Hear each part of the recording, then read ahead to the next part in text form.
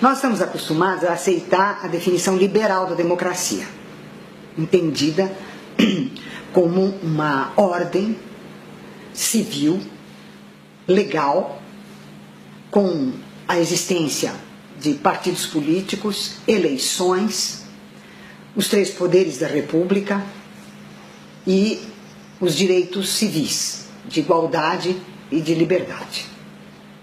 Isso é muito pobre para definir a democracia. A democracia é uma forma social. Ela não é um simples regime político, ela é uma forma da sociedade.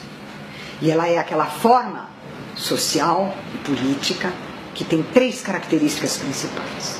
Primeiro, é a única que é baseada na criação e conservação de direitos.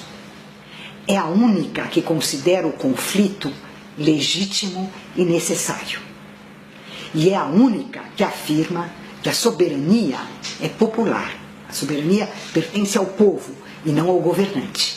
O governante recebe um mandato, é isso a eleição, recebe um mandato para exercer a soberania que pertence ao povo. Então, ela é o único regime verdadeiramente popular de direitos e do conflito.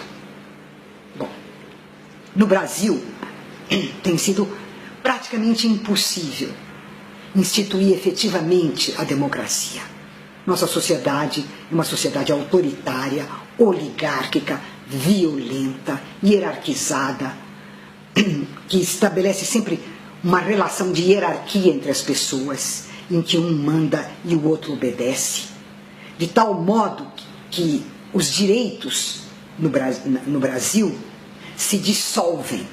E a sociedade brasileira está polarizada, dividida entre as carências das classes populares e os privilégios da classe dominante. Ora, uma carência é sempre algo específico e um privilégio é sempre algo individual. Um direito é sempre universal, seja porque ele é o mesmo para todos, seja porque todos o reconhecem como um direito. Então, no Brasil, a carência e o privilégio tornam a criação de direitos uma tarefa gigantesca e, às vezes, impossível. E nas poucas vezes em que isso se realiza, é logo em seguida destroçado e devastado. Nesse momento, a democracia brasileira, que era tão frágil por causa da violência da sociedade brasileira, do autoritarismo da sociedade brasileira, nesse momento ela sofre um golpe mortal, que é o golpe neoliberal. Por quê? O neoliberalismo defende a ideia de que o Estado, portanto o poder público, deve ser tratado como uma empresa. É por isso o sucesso agora de políticos que dizem: não, eu não sou um político, eu sou um gestor, eu sou um administrador. Mas o que um gestor ou um administrador vem fazer?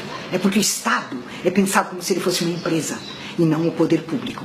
Ora, pensar o Estado como uma empresa é pensar o Estado como fazendo parte do mundo privado, porque a empresa pertence ao campo dos interesses privados. Então você privatiza o Estado e pensa o político não como um governante, não como um representante, não como um legislador, mas você pensa nele como um gestor, um administrador. Então, o que caracteriza o neoliberalismo? Ele encolhe o espaço público dos direitos e alarga o espaço privado dos interesses de mercado. Engole o Estado nisto. E é o que nós estamos vendo acontecer nesse momento no Brasil. Né? Nós somos uma caricatura do neoliberalismo. Isso é importante lembrar, que nós não somos formas neoliberais, nós somos uma caricatura. Né? Os nossos gestores são verdadeiras caricaturas. Né? Mas, de toda maneira, todas as reformas que estão sendo feitas, a privatização das universidades, a ideia de que a universidade pública deve ser extinta, porque ela não traz lucro para o Estado. E se elas forem privadas, elas vão competir entre si. E a competição é a alma do negócio. Então, devastação dos direitos sociais, com a reforma trabalhista, com a reforma previdenciária, com a reforma da saúde, com a reforma do ensino médio e agora, no caso, com a devastação das universidades.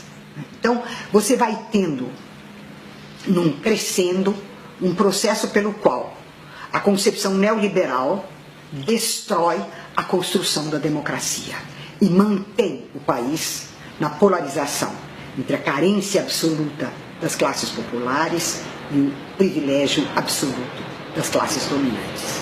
E a classe média, que é conservadora, reacionária e imagina que um dia vai fazer parte da classe dominante, aplaude tudo isso e vai para a rua bater panela.